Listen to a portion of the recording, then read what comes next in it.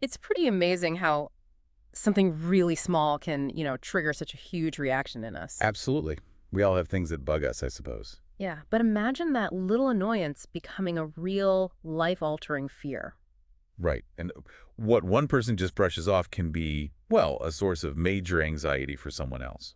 So today we're getting into a fear that might sound a bit maybe niche, but it's actually pretty intense for those who have it. We're talking about Myrmecophobia, the fear of ants. Ants. Okay, so not just like disliking them when they get in the sugar bowl. No, no, much more than that. It's an overwhelming fear, sometimes even a hatred.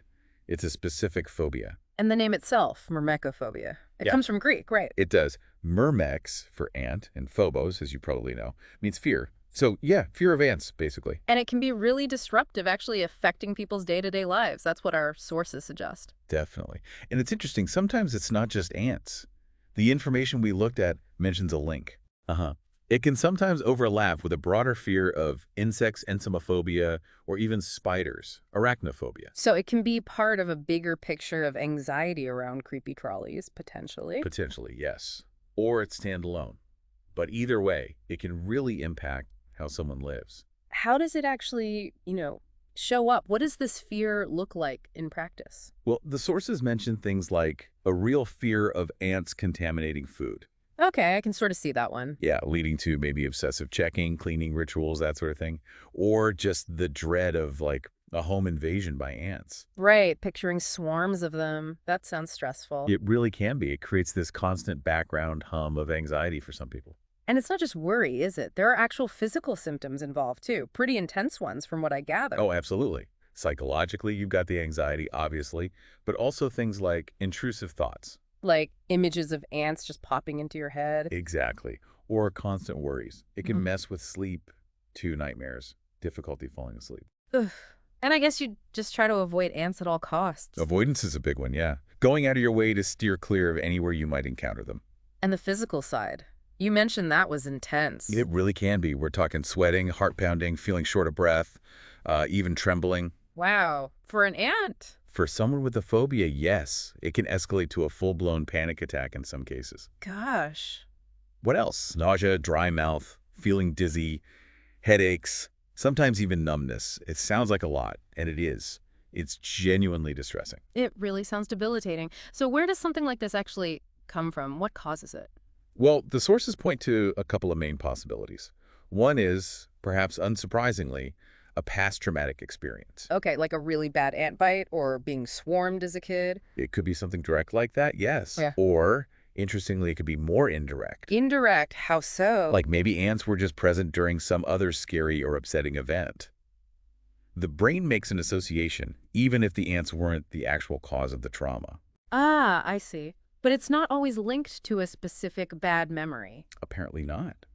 Sometimes people with a phobia can't pinpoint any single traumatic event. So what else could be going on then? The other major factor highlighted is learned behavior. Learned, you mean like you pick it up from someone? Sort of, yeah. Huh. Imagine growing up with a parent or someone close who is terrified of ants. Okay. You see their reactions, you hear them talk about it, and you can kind of internalize that fear yourself, even without having your own bad experience. That makes sense. Fear can be pretty contagious, especially in families. Exactly. It suggests these phobic responses can almost be passed down socially. Okay, so if someone is dealing with this intense fear, what can they actually do? Are there ways to tackle it? Yes, definitely.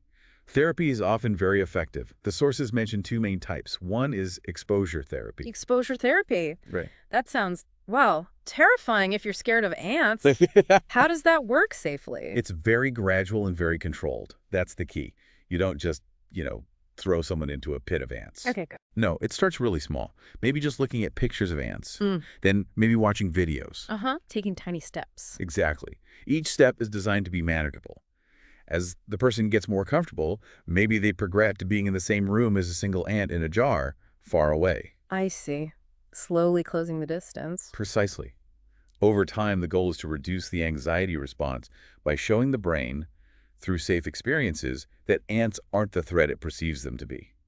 Retraining that fear response. Gently reprogramming the reaction. Okay, and what was the other approach mentioned? Cognitive behavioral therapy, or CBT. Ah, CBT. I've heard of that. How does it apply here? CBT focuses more on the thoughts and beliefs behind the fear. So it helps the person identify those negative, maybe exaggerated thoughts they have about ants. Like all ants are dangerous or they're going to swarm me. Things like that, yes. The therapist helps them challenge those thoughts, look at the evidence, and develop more well-balanced and realistic perspectives. So it's about changing how you think about ants, not just how you react to seeing them. Exactly. It helps you understand why you react so strongly and gives you tools to manage those thoughts and feelings. It can be really powerful. Okay, both sound like solid approaches. Yeah. Now, there was something else in the sources that really caught my eye. Something about a movie. Ah, yes.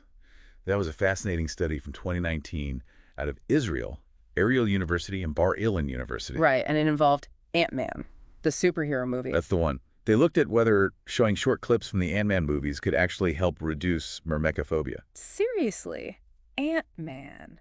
How on earth would watching a Marvel movie help with a real phobia? Well, the idea, I think, was quite clever. It's obviously not real ants, right? It's indirect exposure. Okay. But in the movie, ants are often shown in a non-threatening way, sometimes even as helpful or heroic alongside Ant-Man. Right, he communicates with them, they help him out. Exactly. So the hypothesis was maybe seeing ants in this kind of positive or at least neutral fictional context could start to chip away at those really negative associations. Huh. Like a very, very gentle first step, almost subconscious. Kind of, yeah.